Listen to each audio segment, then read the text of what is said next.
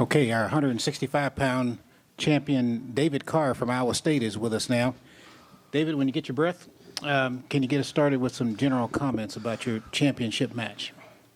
Like always, all glory to God. I pray before the match, give me unlimited energy and focus. And when I was out there, I just kept telling myself, just focus and keep wrestling hard. And it feels awesome. It feels amazing to end my career on top.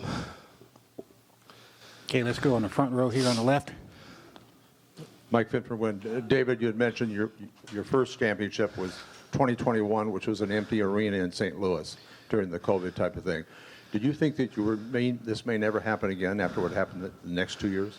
It was crazy. I looked up and it was empty, and now I look up and I don't know what the attendance is, but it was so loud, and I'm just so grateful. Okay, we'll be on the left. Ryan Holmes, Intermat. David, how did you deal with the stall calls? Obviously, you're being super offensive, and the stall calls kept coming. How did you deal with that, stay poised and stay on your offense as well as your defense? Yeah, I mean, it was hard. I felt like I was shooting shots. I'm not a guy who just runs out and try to bully someone.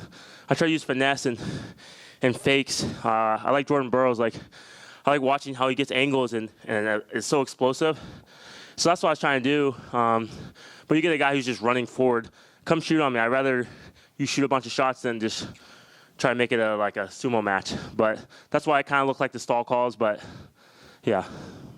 Okay, we're going to stay on the left and the back. Kyle Klingman, Flo, did you know the top game would make the difference in this match? That's something my coaches, they emphasize. I look over my corner. They're like, this is what we talk about. We got to get our hard ride on. You ride hard, and I think that will make a difference. And it did. So that was kind of a game plan. Okay, we're back here on the left on the front row. David, I just want to follow up a little more with my first question, though. After what happened in 2021, then you did not win. What was you going through your mindset these past 2 years? Well, when I didn't win, sorry. That was really hard, being the number 1 seed. I had to wrestle back. I had a lot of encouragement by Brooks, my dad, my family. But I remember I said in that interview, I'm going to come back better for sure. The next year I got second. This year I got first, third, second, first. So I got better technically. Just not, I got, you know what I mean. Okay, let's go over here to the right. Enzo Fano, USA Wrestling. What's next for you? Is it freestyle? Absolutely. Keep training freestyle. Take a few days off. Talk with my parents, my coaches. Start working on that freestyle game. Olympic trials? Yeah, that's what I think the next step will be. You're going to stay on the right over here on the second row. Yeah, McAllen, Des Moines Register. Obviously, your mom and your dad are right there as you're coming off the mat, and you guys have had a Cyclone legacy going on for a long time with you, your dad, your brother, everyone who's been a part of this program. Can you just talk about what Iowa State has meant to you and the legacy that you're leaving now as you wrap up your career here collegiately? It's hard to put into words.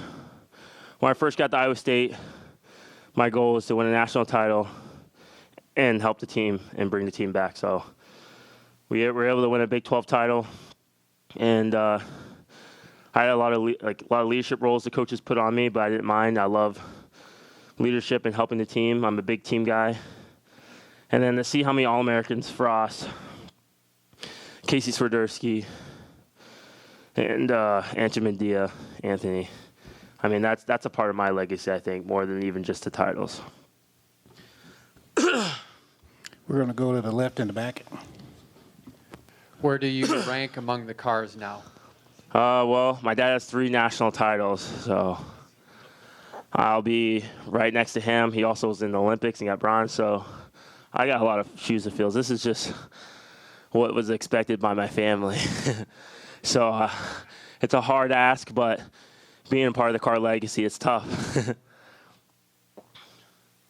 What's the difference between you winning your first title and now this one?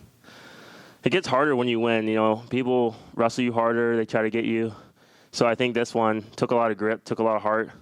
Both my matches came down to the wire, and I had to really wrestle hard. So. Anything else for David here in the front row? Dominic Cable with Nittany Sports Now. What makes Messenbrink such a tough wrestler? Obviously, he beat him tonight, but what makes him such a tough wrestler going forward in his collegiate career? He's so tough because he has a good attitude. He's smiling. He's having fun. So am I. I try to keep an even keel, but he's having fun out there. And that attitude is why what helps him wrestle so hard. And that what makes him tough. Anything else for David? Okay, thank you very much. Congratulations.